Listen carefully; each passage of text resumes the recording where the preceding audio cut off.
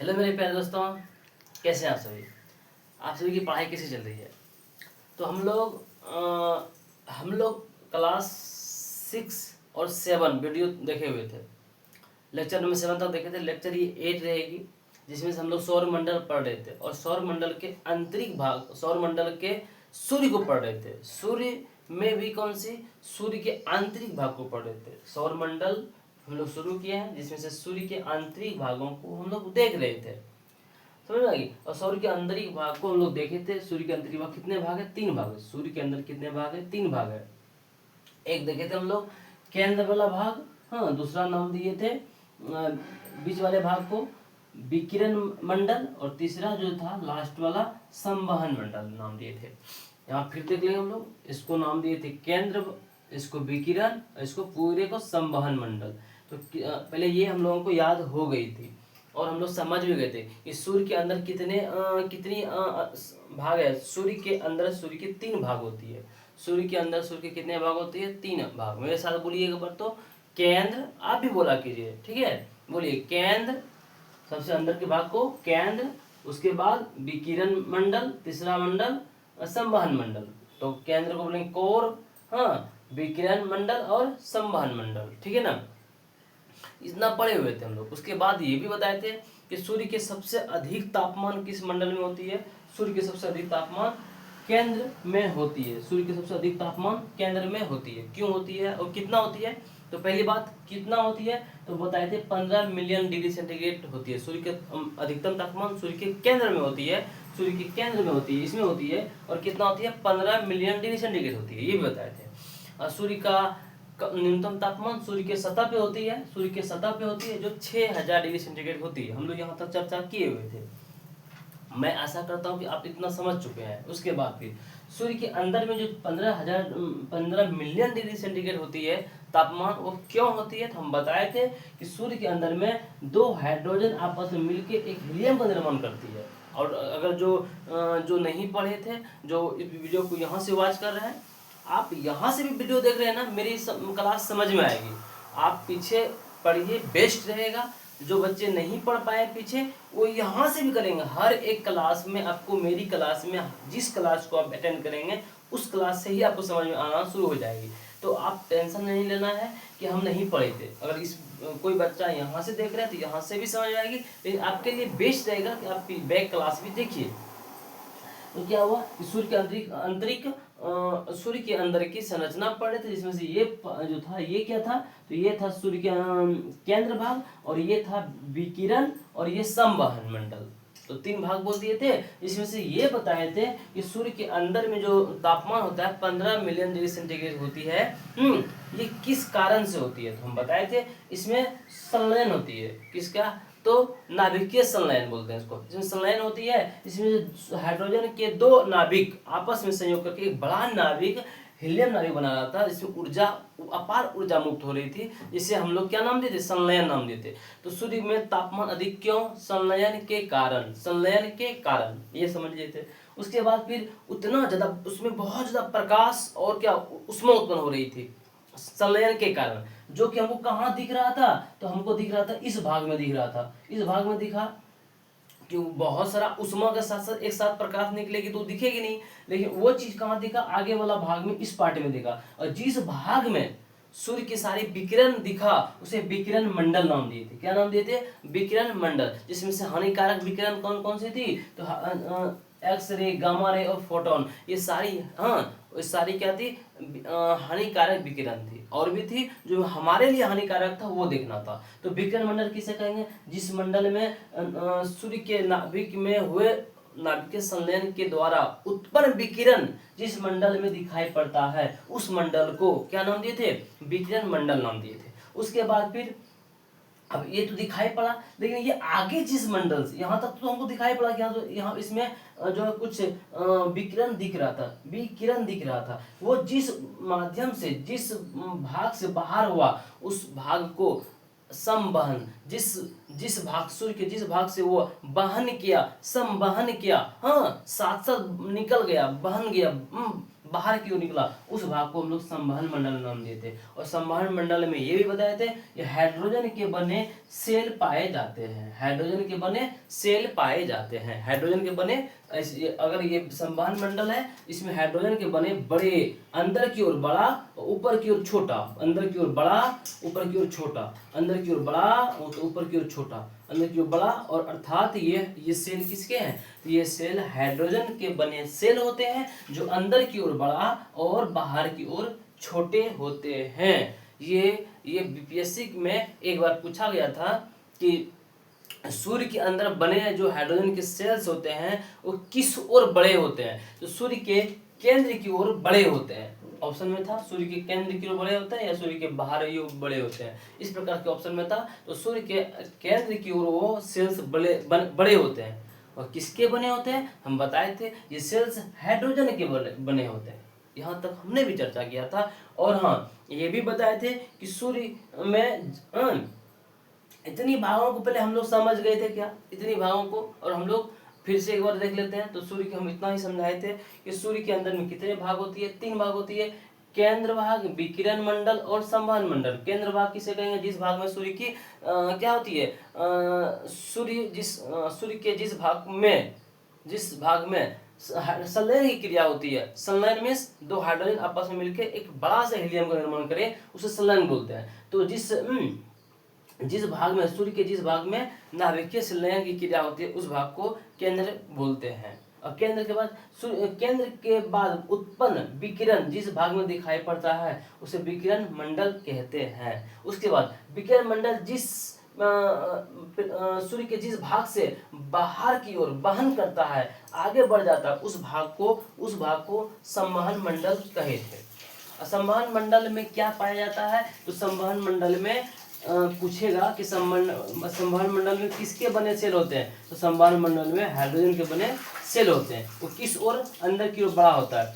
इस प्रकार पूछेगा किस भाग में हाइड्रोजन की नाभिकीय संलयन होती है, किस भाग में नाभिकीय संलयन होती है, तो हमारे केंद्र भाग में नाभिकीय संलयन होती है। पूछेगा कि केंद्र का तापमान कितना, 15 मिलियन डिग्री सेंटीग्रेड। फिर पूछ सकता है आपको किस भाग में हमारी किरण दिखती है, तो विकिरण भाग में किरण दिखती है। कौन कौन सा उत्पन्न होती है, तो उसमें जो है कौन कौन सा उत्पन्न होती है, तो उसमें हम लोग देखे थे एक्स रे, गामा रे, जो हानिकारक चुंबकीय विकिरण होती है वो उत्पन्न होती है, हम लोग इतना देखे थे। आज हम लोग यहाँ से आगे बढ़ रहे हैं। आपको इतना समझ में आ गया क्या, सूर्य के कितने भाग, किसमें नाभिकीय संलयन होती है, किसमें विकिरण, किसमें संवहन होते हैं, उसमें क्या पाया जाता है, सेल्स पाए जाते हैं। सेल्स किसके बने होते हैं, हाइड्रोजन के बने होते हैं। इतनी समझ में अगर आ गई है तो हम लोग आज इसके आगे पढ़ेंगे, एक बात पर पॉइंट पढ़ेंगे, सौर ज्वाला क्या है। अब हम आगे पढ़ेंगे सौर ज्वाला क्या है। दूसरी बात क्या पढ़ेंगे, तो हम लोग बता दें, दूसरी हम लोग भल्सर पढ़ेंगे, भल्सर। तीसरा क्या पढ़ेंगे, अरोरा पढ़ेंगे। और चौथा पॉइंट पढ़ेंगे हम लोग आज सोलर स्पॉट।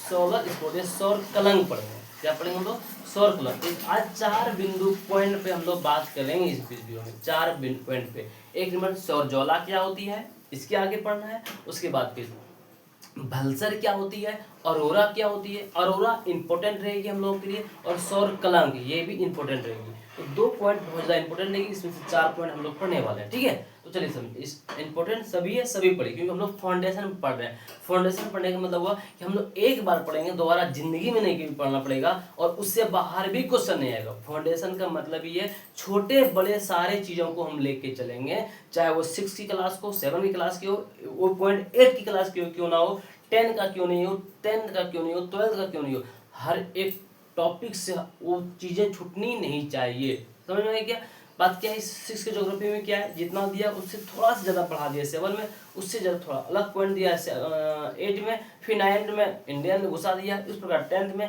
फिर 12th में पूरा डिफिनेशन दिया है। तो उस हर एक टॉपिक से थोड़ा थोड़ा उठाएंगे, मतलब थोड़ा थोड़ा नहीं, कुछ छूटना नहीं चाहिए। इस प्रकार से हम लोग लेंगे इसे फाउंडेशन। अब फाउंडेशन एक बार थोड़ा सा लेट लगेगी, 2 महीना भी क्लास चल सकती है, और कंटिन्यू भी रहेगी।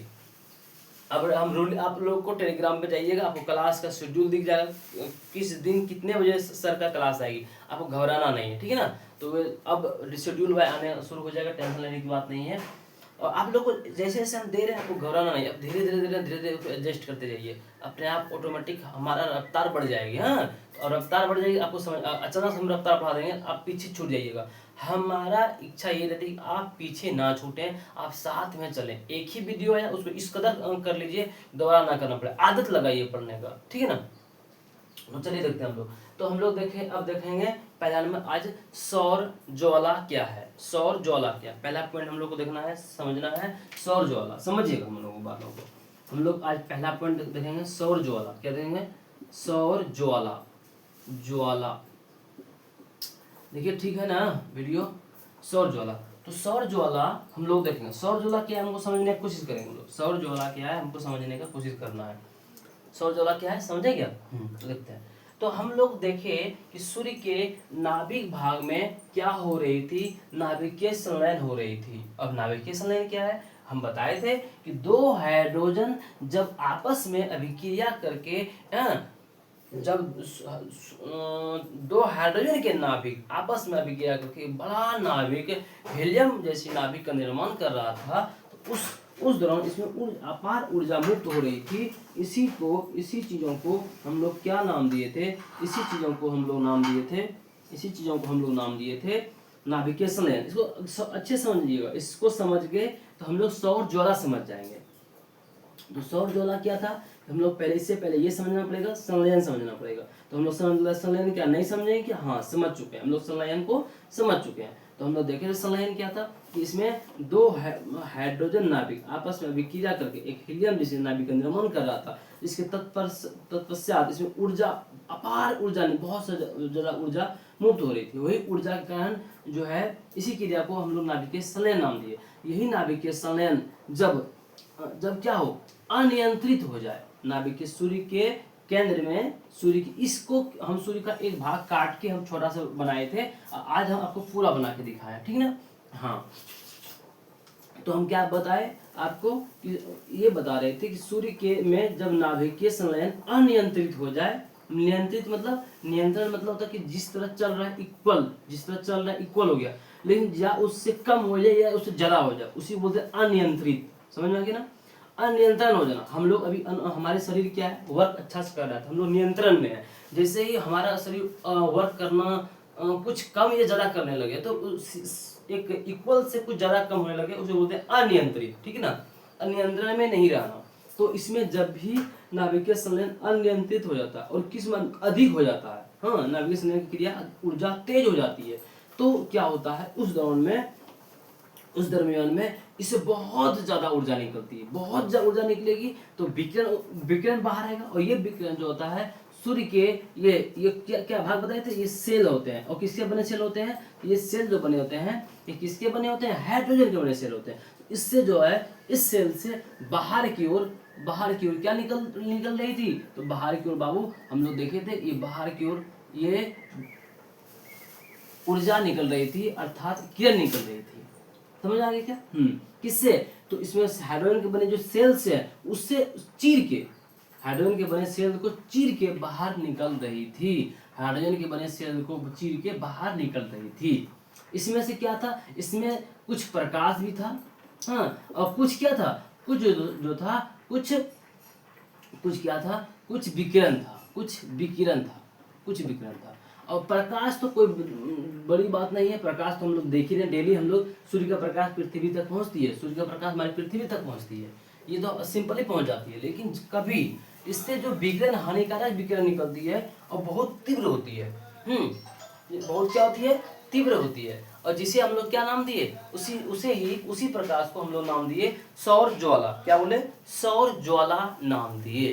लेकिन आपको समझ में नहीं आया, एक बार हम फिर से सौर ज्वाला क्या होती है समझने की कोशिश करेंगे। सौर ज्वाला क्या है कि सूर्य के केंद्र में जब नाभिकीय संलयन क्या हो जाए, अनियंत्रित हो जाए, अर्थात अधिक हो जाए, तो जब सूर्य के केंद्र में संलयन की क्रिया बहुत तीव्र हो जाती है, तो इससे तीव्र तापमान प्रकाश निकलता है, जिससे तीव्र प्रकाश निकलता है। वो तीव्र प्रकाश और तीव्र विकिरण भी उत्पन्न होती है। तीव्र प्रकाश और तीव्र विकिरण उत्पन्न होती है। जिस प्रकार अभी हम देख रहे हैं, ये प्रकाश निकला और इसे चीर के बाहर की ओर आया, किसे, ये सौरमंडल, ये तो सौरमंडल हो गया, सौरमंडल में ये बुध हो गया, ये शुक्र हो गया, ये पृथ्वी हो गया, ये आगे भी है, लेकिन हम लोगों को पृथ्वी तक अपना तक पढ़ना है, तो इससे हम लोग समझ पाए। तो क्या हुआ, सौर, जिसे सौर ज्वाला कहे। तो सौर ज्वाला किसे कहे कि जब सूर्य के केंद्र में संलयन की क्रिया तीव्र हो जाती है, तीव्र हो जाती है, जिसके कारण अधिक तापमान होने के वजह से उसमें तीव्र ऊर्जा होती है। उसी तीव्र ऊर्जा के प्रकाश को, किरण को हम लोग क्या नाम दिए, हम लोग नाम दिए सौर ज्वाला कहे। नहीं समझ में आई ना, नहीं समझ में आई ना, फिर से एक बार क्या बोले कि सौर ज्वाला किसे कहते हैं, सूर्य के केंद्र में, सूर्य के केंद्र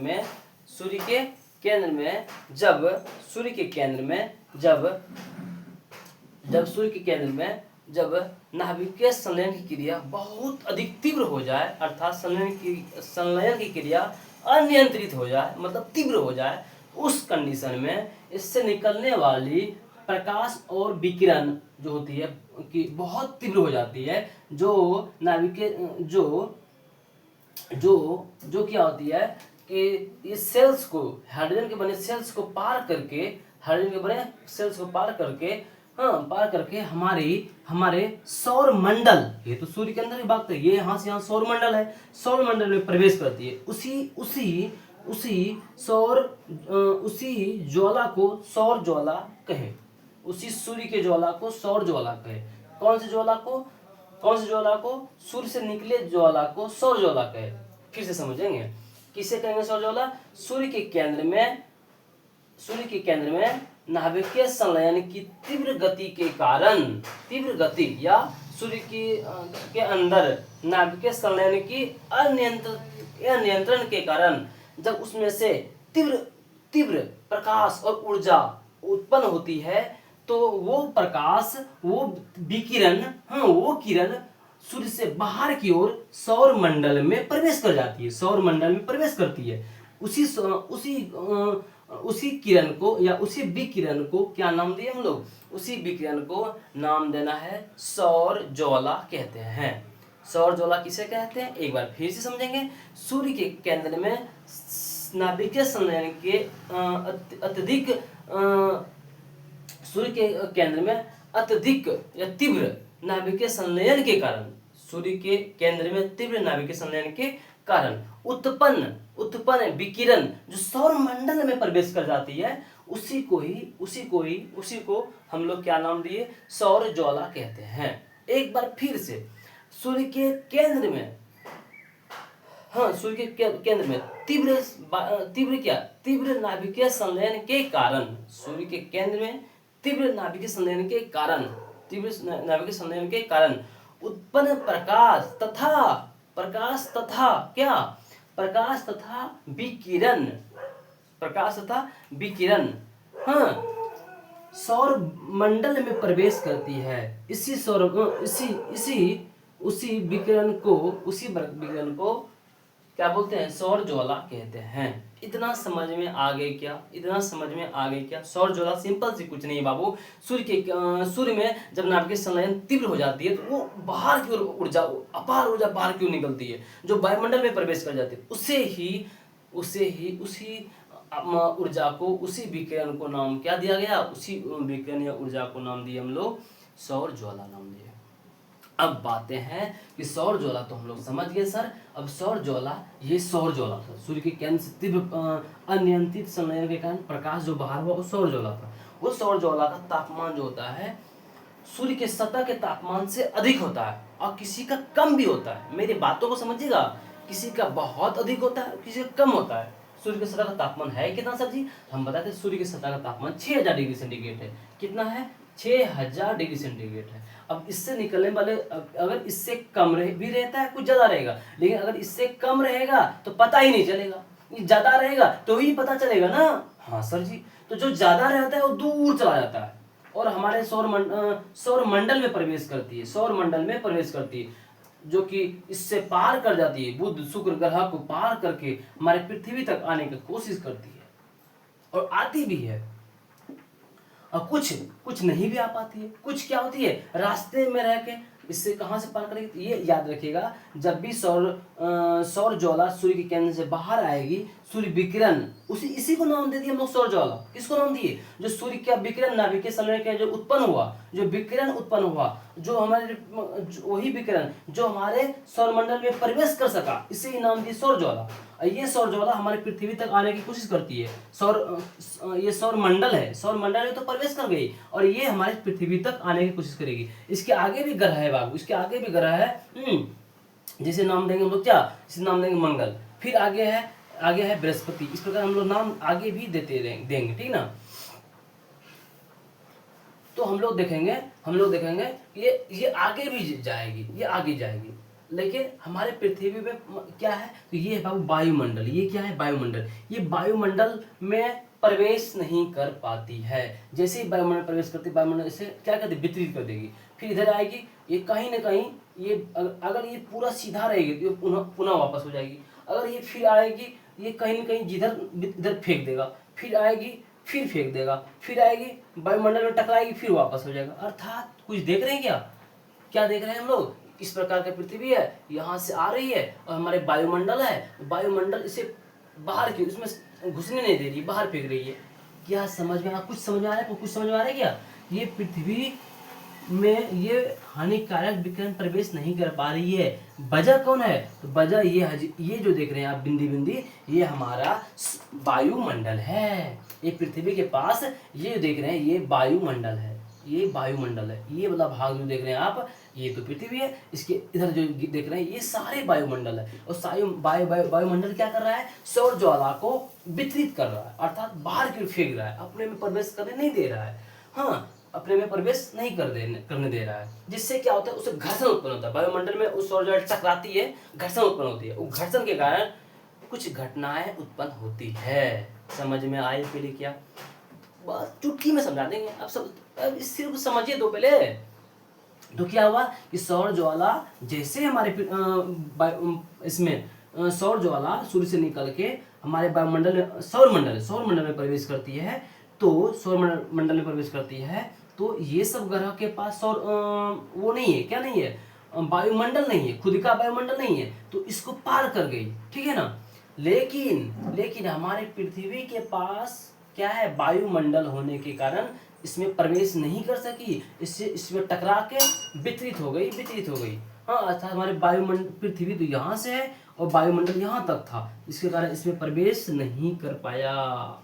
समझिए मेरी बातों को। हाँ, जिसके कारण उसमें वायुमंडल में टकराती है और वितरित हो जाती है। वितरित कब होगी? जब परावर्तन कब होता है? हम लोग देखते हैं पढ़े हैं, जब सूर्य का प्रकाश कोई भी प्रकाश एक परावर्तन साथ टकराता है तो वो टकरा के वापस लौटता है, तो उसी क्रिया को परावर्तन बोलते हैं। सेम परावर्तन का ही घटना यहाँ पे होती है, वितरित हो जाती है कि ये प्रकाश आती तो है लेकिन हमारे वायुमंडल से टकरा के वितरित हो जाती है। क्या सर? जब प्रकाश वितरित हो जाती है तो हमारे पृथ्वी तक रोशनी कैसे आती है? बात तो ये भी है, लेकिन वो प्रकाश ही हमारे पृथ्वी तक आ पाती है जो वायुमंडल जिसे हमारा वायुमंडल एक्सेप्ट कर पाता है। जिसे एक्सेप्ट किया वो तो हमारे पृथ्वी तक प्रकाश पहुंच गया, जिसे एक्सेप्ट नहीं किया उसे वितरित करके बाहर की ओर फेंक दिया। अब बातें दो यहाँ पे भी हो गई, किसे एक्सेप्ट करती है, किसे एक्सेप्ट नहीं करती है। जो हानिकारक विकिरण होता है, जो हमें नुकसान पहुंचा सकती है, उसे एक्सेप्ट नहीं करती है, और जो कि हमें हानि नहीं पहुंचाता है उसे एक्सेप्ट कर लेती है। अब ये हानि कैसे पता चलेगा ये हानि करने वाला विकिरण है? तो वो विद्युत चुंबकीय विकिरण होती है, अर्थात एक्सरे होती है, गामा रे होती है। और इस चीज़ों को समझने के लिए हम लोग जब वायुमंडल पढ़ेंगे उसमें बताएंगे वायुमंडल के एक पहला भाग होता है क्षोभमंडल, समताप मंडल, मध्यमंडल, ओजोन मंडल और बहिर्मंडल। तो ओजोन मंडल जब हम पढ़ेंगे बाबू, आयन मंडल जब पढ़ेंगे तो उसी में हम लोग देखेंगे कि डी तल, ई तल, एफ तल। तो ये ई तल में जो होता है, ये ई तल में चुंबकीय विकिरण एक्स रे, गामा रे, इस सबको में पहचानने की प्रवृत्ति होती है कि ये कौन सा हानिकारक विकिरण है। उसी पहचान के वापस भेजने की प्रवृत्ति होती है हमारे वायुमंडल के ई तल में, तो उस चीज को वहां हम लोग देखेंगे। अभी हम लोग इतना ही समझेंगे कि वायुमंडल इसमें क्या करती है, प्रवेश करने नहीं देती है, और जिसे एक्सेप्ट करती है वही प्रकाश हमारे पृथ्वी तक पहुंचती है, और जिसे एक्सेप्ट नहीं करती है वो सिंपल से वायुमंडल से टकरा के वो उधर मतलब वितरित हो जाती है। और जो टकरा के वितरित हुई इस समय घटना होता है, इस समय घटना होती है। हाँ, अब जिसे टकराने के बाद हमारे वाइब्रेशन उत्पन्न होगा, हमारे वायुमंडल में वाइब्रेशन उत्पन्न होगा, जिससे क्या होती है हमारे फोन में संचार प्रणाली क्या हो गया, हम लोगों का अभी बेस्ट ऑफ द बेस्ट संचार प्रणाली फोन हो गई है। तो फोन में आप लगाएंगे हेलो मंगरू, लगेगा नहीं सर, उसमें मंगरू नहीं बोल रहा था, लगाए थे मंगरू को, लेकिन मंगरू का दादा बोलने लगा, मतलब कोई और बोलने लगा, नहीं समझे। तो जैसे ही ये सौर ज्वाला जैसे ही हमारे वायुमंडल से टकराई, तो इसमें जैसी टकराई हमारे वायुमंडल से, ये हमारे वायुमंडल है, ये सौर मंडल है, तो सौर ज्वाला सौर मंडल में प्रवेश तो करती है, लेकिन हमारे वायुमंडल में प्रवेश नहीं कर पाती है, वायुमंडल टकराती है, और टकराती है तो पहला घटना ये होता है हमारा मोबाइल डिस्टर्ब होता है, हमारा संचार प्रणाली डिस्टर्ब होता है, और हमारा संचार प्रणाली बेस्ट होता है, अभी क्या है मोबाइल है हम लोग का, तो ये संचार प्रणाली डिस्टर्ब हो जाती है, हमारा नेटवर्क कट हो जाता है, कभी कभी नेटवर्क बातें नहीं होने लगती है, फोन लगाते हैं किसी और को तो लग जाता है किसी और को। हाँ, इस प्रकार की घटना हो जाती है। फिर जब हम देखते हैं फोन बात कर रहे होते हैं तो लगाए थे मम्मी को, लग गया किसी और को, फिर उसको फिर से लगाते हैं, तो उस समय संचार प्रणाली में डिस्टर्ब हो जाता है। एक घटना, दूसरी घटना क्या होती है, दूसरी घटना होती है भलसर की घटना होती है। अब भलसर घटना क्या थी, भलसर घटना क्या थी, जैसे ही ये सौर ज्वाला वायुमंडल से टकराई, एक आवाज उत्पन्न हुआ, एक आवाज उत्पन्न होता है, उस आवाज को बोलते हैं भलसर। क्या बोले, भलसर। तो दूसरा हम लोग पहला देखे सौर ज्वाला क्या था, जो सूर्य के केंद्र से नाभिकीय संलयन के कारण जो विकिरण सौर मंडल में प्रवेश करती है, उसी विकिरण को हम लोग क्या नाम दिए, उसी विकिरण को हम लोग नाम दिए सौर ज्वाला। फिर दूसरा पॉइंट भलसर, VALSUR, भलसर। तो भलसर क्या था कि सौर ज्वाला हमारे वायुमंडल से टकराने के बाद उत्पन्न ध्वनि को भलसर किए। क्या ये समझ में आ गई, भलसर क्या था कि सौर ज्वाला का हमारे वायुमंडल से टकराने के बाद उत्पन्न ध्वनि को भलसर नाम दिए। और तीसरा, अगर देखिएगा आप पत्थर से पत्थर को टकराइएगा तो एक ध्वनि तो उत्पन्न होता ही है, लेकिन एक प्रकाश भी उत्पन्न होता है। तो सौर ज्वाला का हमारे वायुमंडल से टकराने के बाद उत्पन्न प्रकाश एक प्रकाश उत्पन्न होता है, उसे हम अरोरा नाम देंगे। क्या नाम देंगे, अरोरा। क्या ये 3 पॉइंट समझ में आ गया आपको। सौर ज्वाला क्या था कि सूर्य के केंद्र में नाभिकीय संलयन के कारण उत्पन्न विकिरण जो हमारे सौर मंडल में प्रवेश कर जाती है, उसे ही सौर ज्वाला नाम दिए। सूर्य के अंदर उत्पन्न नाभिकीय संलयन के कारण, सूर्य के अंदर नाभिकीय संलयन के कारण उत्पन्न अब कौन सा नाभिकीय संलयन, तो तीव्र नाभिकीय संलयन के कारण उत्पन्न विकिरण जो हमारे सौर मंडल में प्रवेश करती है, उसे ही सौर ज्वाला नाम दिए। सौर भलसर क्या है कि सौर ज्वाला जब हमारे वायुमंडल से टकराती है तो एक ध्वनि उत्पन्न होती है। सौर ज्वाला हमारे वायुमंडल से टकराने के बाद उत्पन्न ध्वनि जो ध्वनि उत्पन्न होता है, उसे क्या नाम दिए, उसे नाम भलसर नाम दिए। और अरोरा क्या था कि सौर ज्वाला जब हमारे पृथ्वी से टकराती है, सौर ज्वाला जब हमारे पृथ्वी के वायुमंडल से टकराती है, तो इस समय एक प्रकाश उत्पन्न होती है, जिस प्रकाश को अरोरा नाम दिए। क्या आपको इतनी बातें समझ में आ गई, इतनी बात समझ में आ गई क्या? हाँ सर, समझ में तो आ गई कि अरोरा नाम दिए। अब ये अरोरा जब ये पृथ्वी था, पृथ्वी के ये ऊपर में है, तो हम लोग बोलेंगे इसको उत्तरी ध्रुव बोलेंगे। समझिए मेरी भावनाओं को, ध्रुव को। और अगर ये नीचे में, ये दक्षिण में है तो दक्षिणी ध्रुव बोलेंगे, तो दक्षिणी ध्रुव।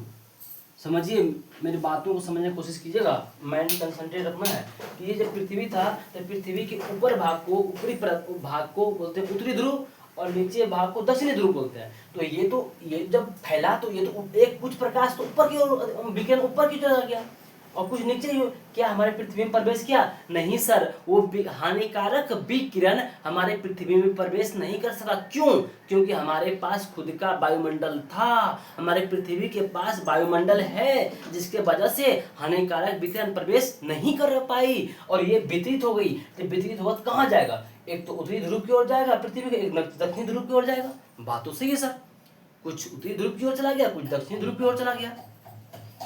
जो उत्तरी ध्रुव की ओर गया क्या? वो प्रकाश अरोरा, जिसे हम अरोरा नाम दिए।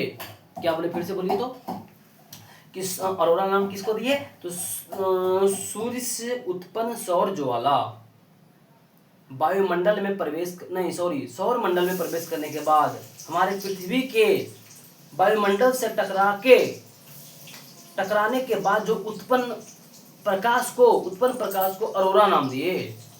उत्पन्न प्रकाश को अरोरा नाम दिए।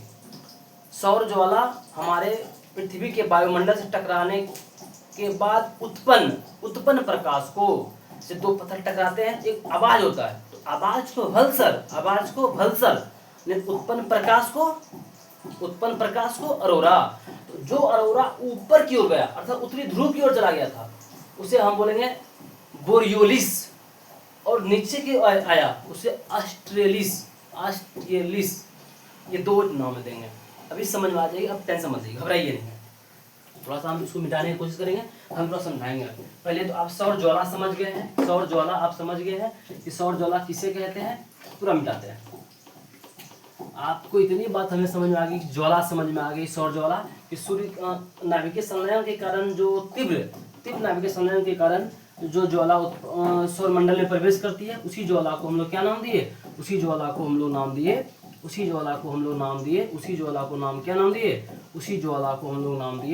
सौर ज्वाला नाम दिए। ठीक है, पूरा मिटा देते हैं, समझ रहे हैं, हम लोग पूरा समझने की कोशिश करेंगे। अब हम फिर से एक पृथ्वी बना रहे हैं। हमारे पृथ्वी के पास क्या है? तो हमारे पृथ्वी के पास सर जी हम तो जान रहे हैं, हमारे पृथ्वी के पास वायुमंडल है। ये हमारी पृथ्वी हो गई, हमारे पृथ्वी के पास वायुमंडल है। हमारी पृथ्वी के पास क्या है? वायुमंडल है, जो अलग अलग 5 वायुमंडल परत है। एक क्षोभ मंडल होगा, फिर ये समताप मंडल हो गया। हाँ, और हम आगे पढ़ेंगे, आप टेंशन मत लीजिएगा। और ये उसके बाद ये हो गया मध्य मंडल, फिर ये हो गया आपका आयन मंडल, और एक हो गया बहिर्मंडल। ये 5 परत है सूर्य हमारे वायुमंडल का। 5 परत हो गया। तो हम अभी इसको क्या पढ़ना नहीं है, हमको नहीं पढ़ना, अभी समझिए इसको, हम अब एक नाम याद करा दिए। तो ये क्या हुआ? ये प्रकाश आई, ये हमारे सौर प्रकाश नहीं, समझिए, ये हमारे सौर ज्वाला आई, सूर्य से उत्पन्न ज्वाला आई। ये ज्वाला हमारे टकरा तो गई। अब किससे आएगी? तो ये भी याद रखिएगा, ये सेल से बाहर होती है। संवहन मंडल में पाए जाने वाले हाइड्रोजन के बने सेल से बाहर होती है। तो ये बात अंदर की बात थी जो हम लोग पढ़ चुके हैं। तो ये बाहर आई, तो क्या इसे टकराने के बाद ये घटना होती है। ये जैसे टकराया, यहाँ पर घटना उत्पन्न होगी। अब कोई घटना उत्पन्न हो जाएगी? कुछ नहीं हो पाएगी। ये देखिए क्या हो रहा है, ये उधर ऊपर की ओर फेंक दे रहा है, ये भी आएगा ऊपर की ओर फेंक, ये भी आएगा ऊपर फेंक देगा, कुछ आएगा इसे नीचे भी आ जाएगा। ये नीचे क्यों? हमारे ये वायुमंडल जो है एक्सेप्ट नहीं कर रही है, एक्सेप्ट नहीं कर पा रही है। लेकिन हाँ, जो सिंपल प्रकाश होता है, जो कि उसमें कुछ घटना नहीं होती, वो प्रकाश हमारे पृथ्वी तक आ जाती है, उसमें कोई दिक्कत नहीं। लेकिन जो हानिकारक विकिरण होती है, ये हमारा वायुमंडल एक्सेप्ट ही नहीं करती है। असट भारत जिस समय टकराया, इसमें घटना होती है, जो ध्वनि उत्पन्न हुआ उसे बोलते हैं ध्वनि को भल्सर। लेकिन जो प्रकाश उत्पन्न हुआ, वो प्रकाश को सपोज एक प्रकाश उत्पन्न हो गया, टकराने के बाद थोड़ा सा प्रकाश उत्पन्न हुआ, वो प्रकाश जैसे ही उत्तरी ध्रुव की ओर गया, इस प्रकाश को नाम दिए अरोरा। ये भी इधर भी आया ना, उत्पन्न प्रकाश को ही तो नाम दिया अरोरा। लेकिन समझिएगा, लेकिन इस जो उत्तर की ओर गया, पृथ्वी उत्तरी ध्रुव की ओर गया, उसे नाम देंगे बोरियोलिस।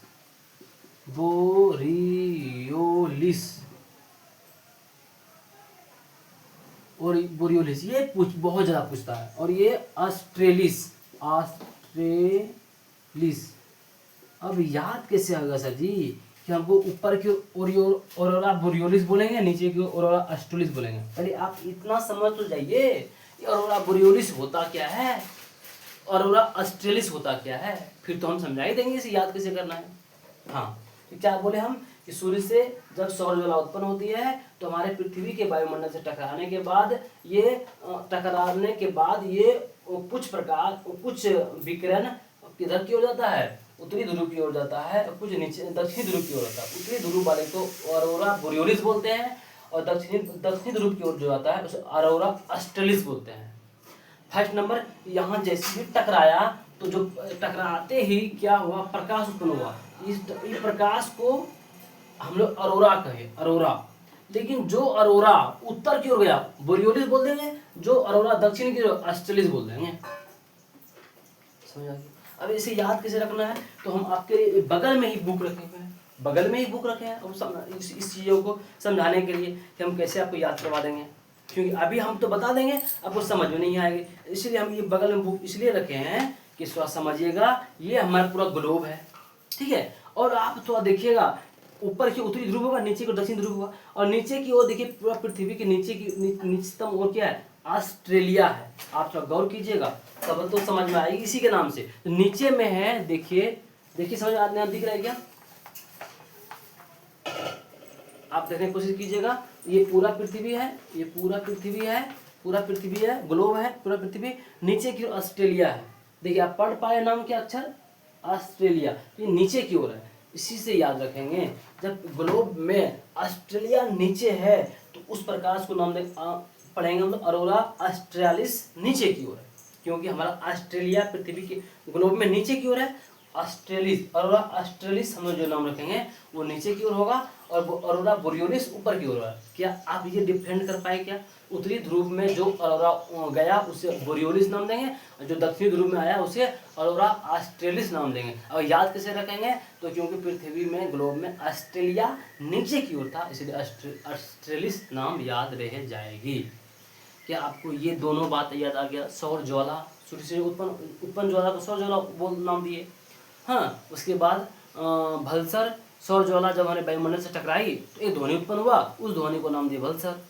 फिर अरोरा क्या था, तो सौर ज्वाला हमारे पृथ्वी के वायुमंडल से टकराया, टकरा तो गया सर जी। टकराने के बाद जो प्रकाश उत्पन्न हुआ उस प्रकाश को नाम दिया हम लोग अरोरा। जो उत्तरी ध्रुव की ओर अरोरा बोरियोलिस बोलेंगे, और दक्षिणी ध्रुव की ओर अरोरा ऑस्ट्रेलिस बोलेंगे। क्या इतनी बात मेरी समझ में आ गई क्या? आ गई क्या? आ गई तो वीडियो को लाइक कीजिए, वीडियो को जल्दी आप लाइक कीजिए। उसके बाद दूसरा, अब जो है, अब बात रही, अगर नहीं समझ में आई तो कोई दिक्कत नहीं है, आपको लाइक नहीं करना, लेकिन अगर समझ में आ गई तो लाइक करना है, इसमें कंजूसी नहीं करना है आपको। अब बात आया पॉइंट नंबर आगे, हम आपको बताए थे, एक पढ़ाएंगे आपको सौर कलंक। क्या बोले? सौर कलंक। सौर कलंक को हम समझने की कोशिश करेंगे, थोड़ा आहिस्ता आहिस्ता चलेंगे, लेकिन जितना चलेंगे परफेक्ट चलेंगे, टेंशन मत लीजिए। अब हम लोग क्या पढ़ेंगे, सौर कलंक, सोलर स्पॉट क्या है ये समझेंगे। तो उसके समझने के लिए ये सारे पॉइंट हम लोग पहले मिटाते हैं। क्या ये मिटाना जरूरी है कि नहीं? जरूरी नहीं है, लेकिन मिटाएंगे अच्छे समझ में आएगी, कोई दिक्कत नहीं है। क्या नहीं मिटाएंगे तो नहीं समझ में आएगी? आएगी, ऐसा कोई दिक्कत नहीं है कि नहीं समझ में आएगी, लेकिन अब हमें इससे मिटाना है।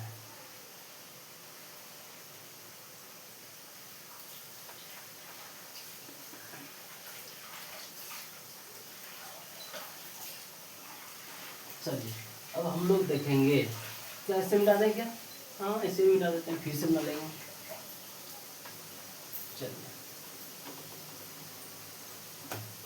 अब हम लोग फिर से बनाने की कोशिश करते हैं। हम लोग क्या बनाए थे अभी? पृथ्वी बनाए थे, सॉरी ये बनाए थे सूर्य। छोटा सूर्य हो गया, कोई बात नहीं, बड़ा हो जाएगा, ये बड़ा कर दीजिए। उसके अंदर एक और ले लीजिए, ये था केंद्र, ठीक है। और बाकी सबका नाम है अलग अलग, लेकिन इसमें जो था ये हाइड्रोजन के बने सेल्स था, अंदर की ओर बड़ा, ऊपर की ओर छोटा, ऐसे। ये तो याद हो जाएगा। ये किसके बने सेल है? ये हाइड्रोजन के बने सेल है। सूर्य कितने परत है? 3 परत है। तो यहाँ पे सूर्य नाभिक के समझाने के कारण क्या होगा, सौर ज्वाला उत्पन्न होगा। तो ये सौर ज्वाला उत्पन्न होगा और कहाँ से होकर जाएगा, सेल से को पार गिरते हो जाएगा, सेल्स के बीचे बीच जाएगा ये। और हमारे यहाँ पृथ्वी था, तो हम लोग समझ चुके हैं। लेकिन कुछ हम बताए थे, कुछ तो हम जाएगा, कुछ नहीं जाएगा, कुछ जाएगा कुछ नहीं जा पाएगा, रास्ते में रह जाएगा, रास्ते में जाएगा, रास्ते में। और हम बताए थे सूर्य के सतह का तापमान 6000 डिग्री सेंटीग्रेड। जब सारी बातों को रिकॉर्ड कीजिएगा तब अब आगे समझ में आ जाएगी। और फिर ये जो गया, ये जो था ये 6000 से ज़्यादा होता है तापमान, 7000 भी हो सकता है और 8000 भी हो सकता है और ज़्यादा भी हो सकता है। ये सब ये कुछ जो मतलब बाहर तो निकल गया, लेकिन तो तापमान ज़्यादा नहीं था उसका, कितना 4000 डिग्री सेंटीग्रेड ही होता है। हाँ 4000, इससे कम रहेगा तो बाहर ही नहीं निकल पाएगा। इस ज्वाला क्या बोलते हैं ये सेल को, हाइड्रोजन के बने सेल को पार ही नहीं कर पाएगा। कितना होता है 4 डिग्री, जो कि वो सौर ज्वाला जो हमारी पृथ्वी मतलब सौरमंडल में प्रवेश तो करती है लेकिन बहुत दूर तक नहीं जा पाती है। उससे तापमान वो बहुत कम तापमान अर्थात 4000 डिग्री सेंटीग्रेड ही होता है। ठीक है, अब क्या कीजिएगा तो समझिए, तो ये जो जैसे ही बाहर हुआ तो ये तो चला गया, लेकिन ये जो 4000 डिग्री सेंटीग्रेड था तो सूर्य के सतह से तापमान कम था, सूर्य के सतह से तापमान कम था। तो क्या किया ना, सूर्य इसे पुनः अपनी ओर क्यों अपनी ओर खींच लिया, अपनी ओर क्या किया, इसे खींच लिया। ना चल तेरे बस की बात नहीं है सफर करना, तेरे बस की बात नहीं, ये भी नहीं जा पाए, इसे खींच लिया। समझ इस मेरे बात को समझिएगा। तो जैसे ही इसे खींच लिया, सूर्य अपनी ओर खींच लिया, क्यों, सूर्य में बहुत सारा चुंबकत्व गुण होता है, बहुत अधिक पावरफुल होता है। आप समझिएगा कि जब एक बहुत बड़ा चुंबक, बहुत बड़ा एक घर का चुंबक अगर ले लिया जाए, एक घर का चुंबक ले लिया जाए और आपके अंदर में एक लोहे की गोली दे दिया जाए और उस चुंबक के पास जाएगा तो गोली पेच चीर के बाहर आ जाएगा, चुंबक खींच लेगा। उतनी शक्ति होती है चुंबक में, समझ में आ गया क्या? हाँ, बहुत सारी शक्ति होती है, बड़ा चुंबक में बहुत शक्ति होती है, खींचने के बाद छोटी सी लोहे के कण को खींच लेगा वो। तो क्या होगा ना, तो क्या होती है कि ये प्रकाश को अपनी ओर खींच लेती है। ये प्रकाश जैसे अपनी ओर खींच लेती है, ये सौर जो ये था सेल्स थे, सेल्स के बीच में पाए जाने वाले गैप के बीच से भी प्रवेश करता है, गैप से बीच में सूर्य में प्रवेश करता है। और ये जो है सूर्य में जब प्रवेश करती है तो ये एक धब्बे के रूप में हो जाता है, ये धब्बा बन जाता है। यहाँ पे जैसे ही प्रवेश करेगी धब्बा बन जाएगा, ये प्रवेश तो करेगी धब्बा बन जाएगा। धब्बा क्यों बनता है, कैसे बनता है समझाते हैं। धब्बा के कैसे बन गया, इसी को आपको समझने के लिए अगर मेरे पास अगर लाइट रहे तो और बेस्ट रहता, अगर नहीं है तो भी कोई दिक्कत नहीं है, समझा देंगे, लेकिन थोड़ा सा आप रियलाइज कीजिएगा। कैसे आपको समझाई चीज़ों को, कोई बात नहीं, समझा देंगे। चलिए आप रियलाइज कीजिए, थोड़ा सा समझने की कोशिश कीजिए। एक बहुत ज़्यादा अधिक प्रकाश है, हाँ मरकरी, आप समझ आएंगे। मरकरी जलते हुए देखेंगे, हाँ तो मरकरी जलते हुए देख रहे हैं तो आप देखिएगा जब मरकरी जल रही होती है, हमको समझा रहे हैं, समझिए उस चीज़ों को, तब हम आगे बढ़ेंगे। ये मरकरी है तो देखिएगा इस जगह तो ब्लैक रहता है, इस जगह तो धब्बा धब्बा ब्लैक, इस जगह से इधर रोशनी बहुत अधिक अच्छा रहता है, यहाँ से यहाँ तक रोशनी बहुत अच्छा दिखता है, तीव्र अच्छा रोशनी मरकरी में दिखता है। लेकिन इस जगह हल्का ब्लैक हो जाता है, हल्का ब्लैक होती है, इस जगह हल्का ब्लैक हो जाती है। अब ये ब्लैक क्यों हो जाता है इस जगह, क्योंकि मरकरी का जो बल्ब होता है बाबू, तो मरकरी का बल्ब जो जलती है अंदर में, जहाँ बल्ब रहती है वहाँ प्रकाश बहुत, यहाँ बल्ब रहती है, एक यहाँ रहती है, एक बीच में रहती है। तो ये जो देखिए तीनों तो कंटिन्यू बल्ब है, तो यहाँ पे प्रकाश बहुत अधिक है। या तो इसके अंदर में ऐसा ही बल्ब होता है, एक लंबा सा बल्ब होता है, ऐसे लंबा बल्ब लगा दिया जाता है, तो यहाँ प्रकाश बहुत अधिक है। लेकिन इधर बल्ब नहीं था, तो क्या हुआ, इधर जिधर बल्ब है वहाँ तो बहुत अधिक प्रकाश रहेगा, बहुत अधिक प्रकाश रहेगा, बहुत अधिक प्रकाश रहेगा, बहुत अधिक प्रकाश। जिधर बल्ब है उधर प्रकाश बहुत अधिक रहेगा। लेकिन जिधर बल्ब नहीं है रहता है, तो मरकरी में आप अनुभव कीजिएगा तो थोड़ा सा धब्बा टाइप का, ब्लैक टाइप का दिखता है, हल्का ब्लैक टाइप का दिखता है। क्या ये बात आपको सच में देखे हैं क्या मरकरी जलते हुए? जब आप मरकरी को जलते देखते हैं तो मरकरी के दोनों किनारे में थोड़ा ब्लैक रहता है। क्यों रहता है? क्योंकि वहाँ पे इधर मरकरी की ये साइड में प्रकाश अधिक होती है, मरकरी के बीच में प्रकाश अधिक होती है, इधर कम होती है। तो अधिक प्रकाश में कम प्रकाश चीज धब्बा के समान दिखाई पड़ता है, धब्बा ब्लैक टाइप दिखता है। क्या समझ में आई क्या? वो धब्बा के समान दिखाई पड़ता है। समझ में आई कि हम क्या बोले कि मरकरी जब जलती है तो आप अनुफील कीजिएगा कि अधिक प्रकाश में इधर कम प्रकाश, वो धब्बा के समान दिखाई पड़ता है। सेम उसी प्रकार इस चीज को हम आपको समझा पाए तो यस लिखिएगा। हाँ सर समझ गए। तो क्या हुआ कि सेम उसी प्रकार कि ये जो तापमान था 6000 डिग्री सेंटीग्रेड, सूर्य की सतह का तापमान 6000 डिग्री सेंटीग्रेड है सर जी, लेकिन ये जो है 4000 डिग्री सेंटीग्रेड था। तो जब ये 4000 डिग्री सेंटीग्रेड था तो अधिक प्रकाश में कम प्रकाश, और बेसी बात है धब्बा के समान दिखाई पड़ेगा। किस समान दिखाई पड़ेगा? तो धब्बे के रूप में दिखाई पड़ेगा। और इससे ही इसी धब्बे को बोले हम लोग क्या नाम दिए? सौर कलंक नाम दिए, सौर कलंक नाम दिए। क्या आपको सौर कलंक समझ में आई क्या था? हाँ सर जी, हमें तो लगता है समझा चुके दिए, आपको समझ में आ गई होगी। अब नहीं, हम एक बार फिर समझाते हैं। क्या हुआ? सौर कलंक क्या है कि सूर्य से निकलने वाली सौर ज्वाला जिसका तापमान 4000 डिग्री सेंटीग्रेड या उससे कम होती है, तो उस ज्वाला को सूर्य अपनी ओर पुनः खींच लेता है और सूर्य के अंदर में कम तापमान होने के कारण से ये धब्बे के रूप में दिखाई पड़ती है। किस रूप में दिखाई पड़ती है? कम तापमान होने के कारण ये एक धब्बे के रूप में दिखाई पड़ती है, जिसे हम लोग सौर कलंक बोलते हैं। सौर कलंक बोलते हैं। क्या समझ में आएगी क्या? सौर कलंक किसे बोलेंगे? तो सूर्य में तो बहुत सारा ऊर्जा है, बहुत अधिक प्रकाश है, लेकिन उसमें से ब्लैक घुस जाएगा तो वो कलंक नहीं हो जाएगा क्या?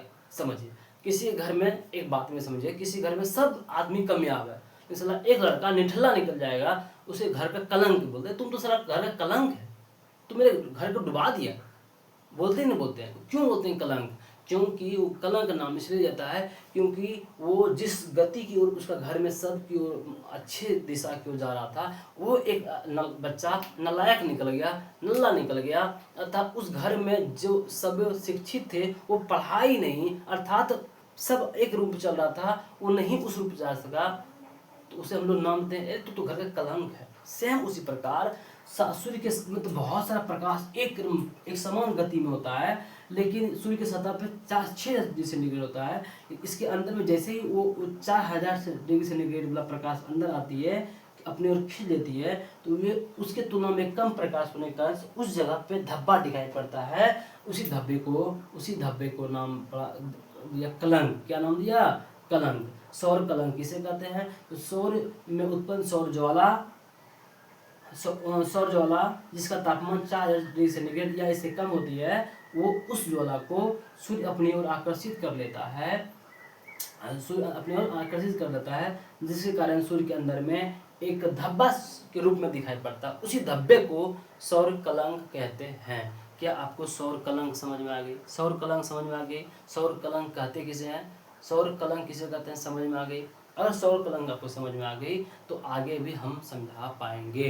क्या समझ में आ गई क्या? सौर कलंक सच में आपको समझ में आ गई? तो चलिए हम आशा करते हैं कि सौर कलंक आपको समझ में आ गई। क्या है? सिंपल सी, सूर्य से उत्पन्न होने वाले सौर ज्वाला जिसकी तापमान 4000 डिग्री सेंटीग्रेड से कम होती है, उसे सूर्य अपनी ओर चुंबकीय प्रभाव के कारण से अपनी ओर खींच लेती है, और वो कम तापमान होने की वजह से सूर्य के अंदर में वो धब्बा का समान दिखाई पड़ता है, जिसे सौर कलंक कहते हैं। सौर कलंक या सोलर स्पॉट इंग्लिश में बोलते हैं, कहते हैं। तो ये बात आपको समझ में आ गई, सौर कलंक किसे कहते हैं? क्या समझ में आ गई आपको? क्या सौर कलंक किसे कहते हैं? तो ये पॉइंट था सौर कलंक। सौर कलंक इसी को सोलर स्पॉट बोलेंगे, सोलर स्पॉट। ये समझ में आपको आ गई होगी। स्पॉट ये समझ में आ गई। अगर आपको ये भी समझ में आ गई, सोलर स्पॉट समझ में आ गई, तो अब थोड़ा सा हम लोग और आगे देखते हैं। हम इस धब्बे को बाहर निकाल लें थोड़ा देर के लिए, आपको समझाने के लिए। तो आप बोल दीजिए यस निकाल लीजिए। हम आशा करते हैं आप यही बोले, सर आप निकाल लीजिए। ये हम धब्बे को बाहर निकाले। अब धब्बे को बाहर निकाले तो क्या हुआ, धब्बे को जैसे बाहर निकाले तो इसके बारे में पढ़ेंगे। सौर कलंक के अंदर के भाग को हम लोग एक अलग नाम दिया जाता है। सौर के अंदर के भाग को एक अलग नाम दिया जाता है, उसे बोलते हैं अंबरा। सौर के अब क्वेश्चन पूछता है, सौर कलंक के अंदर केंद्र भाग को क्या नाम कहते हैं, सौर कलंक के बाहरी भाग को क्या नाम, ये दो नाम पूछता है, दो नाम आपको याद रखना पड़ेगा। तो डायरेक्ट से क्वेश्चन पूछ लिया जाता है, सौर कलंक के केंद्र भाग को क्या बोलते हैं, तो अंबरा। क्या बोलेंगे, अंबरा कहते हैं। बस इसमें कुछ नहीं समझना है, ये डायरेक्ट पूछता है सौर कलंक के केंद्र भाग को क्या कहते हैं, तो सौर कलंक के केंद्र भाग को अंबरा कहते हैं। सौर कलंक के केंद्र भाग को अंबरा कहते हैं। समझ में आ गई, सौर कलंक के केंद्र भाग को अंबरा कहते हैं। और फिर सौर कलंक के बाहरी भाग को पुनुम्ब्रा कहते हैं। क्या बोलते हैं, पुनुम्ब्रा। तो इसे बाहरी भाग को पुनुम्ब्रा। ये दो चीज समझ में आ गई क्या, अंबरा पुनुम्ब्रा, अंबरा पुनुम्ब्रा। अब केंद्र भाग को अंबरा, बाहरी भाग को बाहरी भाग को पुनुम्ब्रा। तो ये दो चीजें याद आ गई, समझ में आ गई। तो आज जो हम लोग पढ़े पहला नंबर, तो पहले तो हम लोग क्लास में देखे थे सूर्य के केंद्र में कितनी भाग होती है, तो सूर्य के केंद्र में 3 भाग होती है, केंद्र भाग, विकिरण भाग, उसके बाद फिर संवहन भाग। केंद्र किस भाग में नाभिकीय संलयन होती है, केंद्र भाग में। किस भाग में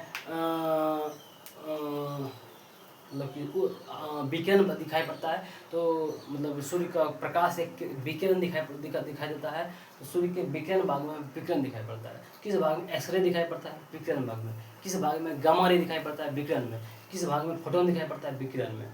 फिर किस भाग में सेल्स पाए जाते हैं, तो संवहन मंडल में सेल्स पाए जाते हैं। सेल्स किसके बने होते हैं, हाइड्रोजन के बने होते हैं। सौर ज्वाला क्या होता है, सूर्य से जो नाभिकीय संलयन के माध्यम से जो विकिरण बाहर होता है उसे सौर ज्वाला कर दिए, सौर ज्वाला। उसके बाद फिर क्या है कि भल्सर किसे कहे, तो सौर ज्वाला हमारे वायुमंडल से टकराने के बाद जो आवाज उत्पन्न हुआ उसे हम भल्सर नाम दिए। फिर अरोरा क्या था, सौर ज्वाला जब हमारे वायुमंडल से टकरा के जो एक चिंगारी उत्पन्न होता है, जो प्रकाश उत्पन्न होता है, उस प्रकाश को अरोरा नाम दिए। तो अरोरा बोरियोलिस क्या था, वो प्रकाश जब हमारे पृथ्वी के उत्तरी ध्रुव की ओर गया, अरोरा बोरियोलिस था, और जब दक्षिणी ध्रुव की ओर आया, अरोरा ऑस्ट्रेलिस था। क्या ये समझ में आ गई, ये समझ में आ गई, अरोरा ऑस्ट्रेलिस था। और ये समझ में आ गई। उसके बाद हम आपको पढ़ाए सौर कलंक क्या है। सौर कलंक क्या है, सूर्य से निकलने वाले सौर ज्वाला, हाँ वह सौर ज्वाला, सूर्य से निकलने वाली वह सौर ज्वाला जिसका तापमान 4000 डिग्री सेंटीग्रेड, सूर्य से निकलने वाली वह सौर ज्वाला जिसका तापमान 4000 डिग्री सेंटीग्रेड या उससे कम था, उसे सूर्य अपनी ओर वापस खींच लेती है। और जो वापस खींच लेती है, वो वापस आने के कारण वो किस रूप में दिखाई पड़ता है, वो एक धब्बे के रूप में दिखाई पड़ता है। उसी धब्बा को सौर कलंक कहते हैं। सौर कलंक के केंद्र भाग को अंबरा बोलते हैं, सौर कलंक के बाहरी भाग को परम्बरा बोलते हैं। देखिए 2 मिनट में भी नहीं हुआ, हम सारे बातों को बोल के रख दिए, लेकिन हम उसे समझाने में हम ये कितना 2 मिनट जो मल्टीप्लाई कर दिए उतना लगा है। तो मेन बात है, चीज़ों को एक बार पढ़ लेना नहीं होता है। हम चाहते हैं 1 मिनट में समाप्त कर देते हैं, हम धीरे धीरे पढ़ा रहे हैं। इसकी वजह है बाबू, आप अंडरस्टैंड होके अच्छे से मैच्योरिटी होके पढ़िए।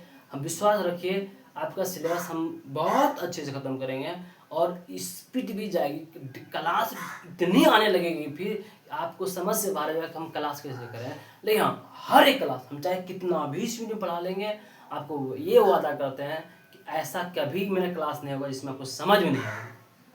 जिस क्लास को आप अटेंड नहीं कीजिए, उस क्लास को क्षमता रखते हैं समझाने को, वहाँ से समझा देंगे। बस शर्त है, कुछ बच्चे का जमा होता है सर व्हाइट बोर्ड है, सर डिजिटल बोर्ड पे लोग पढ़ा रहे हैं, तो लोग तो और भी पढ़ा रहे हैं, लेकिन मेन बात है हम संसाधन को देख के नहीं पढ़ते हैं। संसाधन को अगर देख के पढ़ेंगे तो चीज़ें हमारे समझ में आएगी या नहीं आएगी इसकी गारंटी नहीं है।